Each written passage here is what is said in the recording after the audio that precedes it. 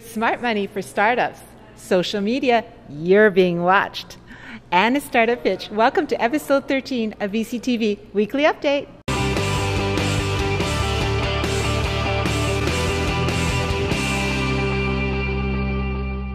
Welcome to VCTV. Hi, I'm Kristina, and I'm here for a weekly update with JS Cornwallis, and we're on the third floor. It's the Hidden Cache at Notman House. And JS, you're a little bit tired. You just came back from California. How was that?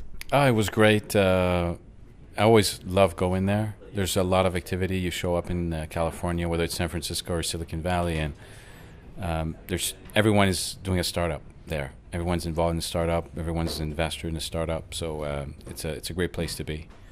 And what were some of the great conversations that were happening over there? Sure. So we went, actually three of us from the real team went for an event called VC to VC. It's organized by the C100, and it's meant to get Canadian VCs and American VCs to connect and chat and get to know each other better. So and they had a great speaker, David Lowy came. It was a breakfast meeting and came over and talked to us about, the main topic was his view of what the big differences are between companies in Silicon Valley and companies in other markets. So basically the main theme was, he feels companies in the Valley start with grand visions, grand missions, or trying to change the world, trying to make the world a better place. And he was talking a lot about Google, whose vision has always been to organize the world's information and make it accessible to people as easily as possible. And actually we are, because it's recently been announced that the BDC here in Montreal, that's right, as well as Start Festival, is infusing some cash into startups. So what's Sure. going on? Sure. Well, so the BDC has basically announced that they will make available, I think it's $6 million in chunks of $150,000 in the form of a convertible note to the companies that graduate from the FounderFuel Accelerator program. So what that means is that companies will come here for their 3-month program for the FounderFuel, and a large percentage of them will get access to an additional $150,000 in the form of a convertible note that they can use to keep building their business. So it's a great commitment by the BDC to the ecosystem. We're very excited about them. They're a great partner. And it's also a great opportunity for entrepreneurs. So think about it. You get $25,000 for 3 months, and then you get another $150,000. So the amount of things that companies can achieve with that kind of money when they're used to being frugal is amazing. For the Startup Festival, so the festival has announced that they'll give $50,000 to a startup as part of the festival. So that's great news, and great reason for entrepreneurs and companies to apply to present at the festival. These are phenomenal opportunities. So a company gets this money. What is the best way that they should manage it? So when you look at FounderFuel, $25,000 is not much money. We usually tell people I think in general they use it for living expenses during the course of the program. Sometimes we tell them some of the companies that are missing key components to their team use it to hire people. Some use it to pay for third parties who, let's say, will help them with a mobile app or with an additional service to their website that their existing team don't have time to build. Some will use it for marketing. We have a couple of companies that already have products in the marketplace. They want to drive traffic to their site to get conversion rates and whatnot, so they use the money for that. But nothing extravagant. Mm-hmm. Now, with all this money coming in and these companies being grown, should they be thinking about exit strategies from the beginning? Not really. Historically, VCs have always asked, especially here. I don't think it's as common in the Valley. Have asked for the infamous startup, the exit strategy, and we don't talk about that. I think most investors today don't talk about that. It's too early. Companies, you need to focus on, like I mentioned before, the vision. So what is your grand vision? What is what is this great problem that you're trying to solve? How will you change this industry that you're interested in?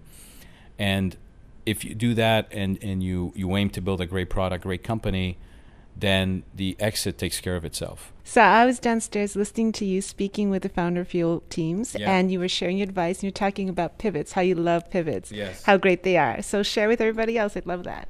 Sure. So a pivot, I mean, it's a word that's been probably overused recently, but what it basically means is you are an entrepreneur and you've raised some money and you're going in one direction, and you realize that the direction, that vision you were going after is just not there.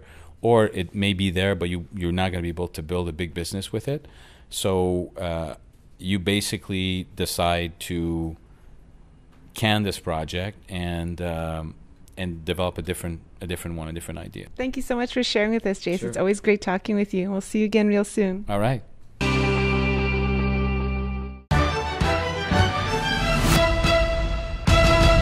Welcome to BCTV. Hi, I'm Kristina, and we're doing a follow-up story, Life After FounderFuel. We're about to go and meet Laurent Maisonneuve, founder of Seevibes, 6 months later. Let's go check him out.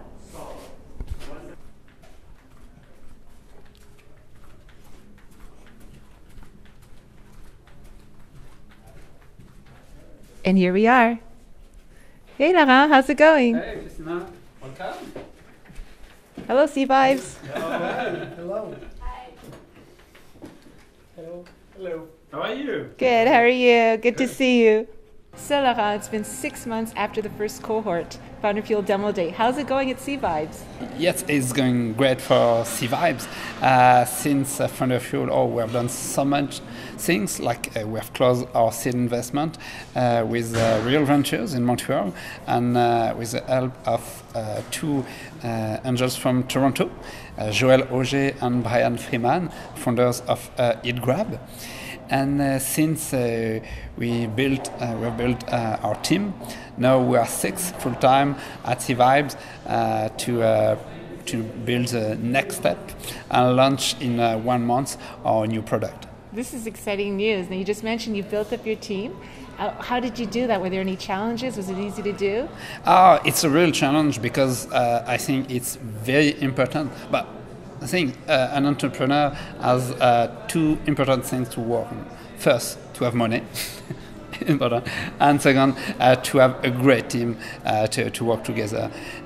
Because it's important to have a great idea, a great connection, great contact, but to go to the next step and to develop something awesome, you need people who are very involved, very smart, and who understand what is life in a startup.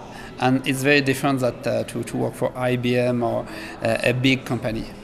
Now, you really understand life in a startup because you are a serial entrepreneur, and I've been following you the last few years, and I'm really in awe of everything that you've accomplished. And some of them were easier than others, some of them work better than others, and but it's lessons learned. It's making you the success that you're becoming today. And we learn every day, and it was always a great experience.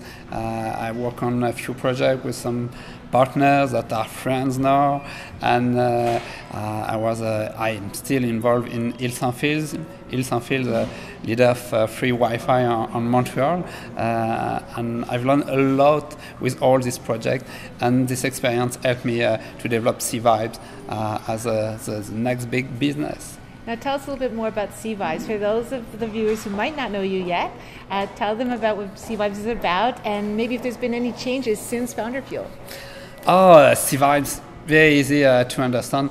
We are the TV ratings for the social media audience.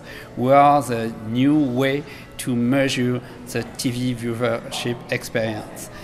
We grab the million of interactions that TV viewers share on Twitter, on Facebook, and we analyze it in real time and provide key metrics for our clients to do to make the best decision, to improve their business, to optimize their content, and finally to develop the next generation of the TV experience. And what's next on the horizon for Seevibes?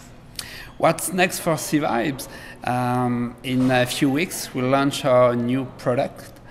and I can't tell you. The big secret. Yeah, it's a big secret, but it will show all our technology, all our expertise that we can offer to our clients in the TV industry.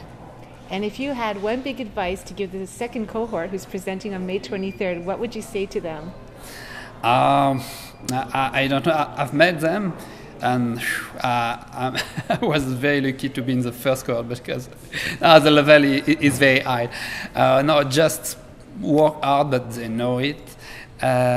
Focus on two things: money and team. And after it's just the history. Well, will you be there that day? Yes, of course. Excellent. Well, we're excited to see you there. And congratulations on all that you've accomplished and looking forward to seeing what happens next. Thank you very much, Kristina. Thanks, Laurent.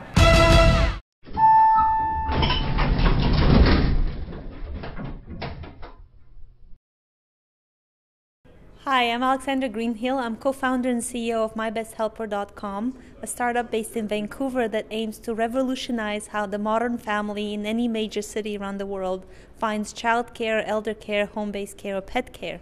What we do is connect families and babysitters that are trustworthy and are best adapted to the needs of that particular family, because my best helper may not be your best helper.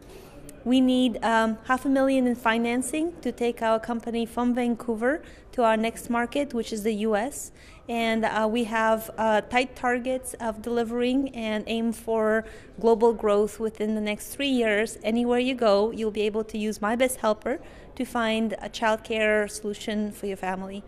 So you can contact us through different links and websites, but if you go to mybesthelper.com, all of the available links are there. Please get in touch with us and see how you can help us become the next big name in the startup world. Well, that was a lot of fun. And if you liked our show, don't forget to subscribe to our YouTube channel. We're also on Twitter and on Facebook. Thank you for visiting VCTV. Come back again real soon.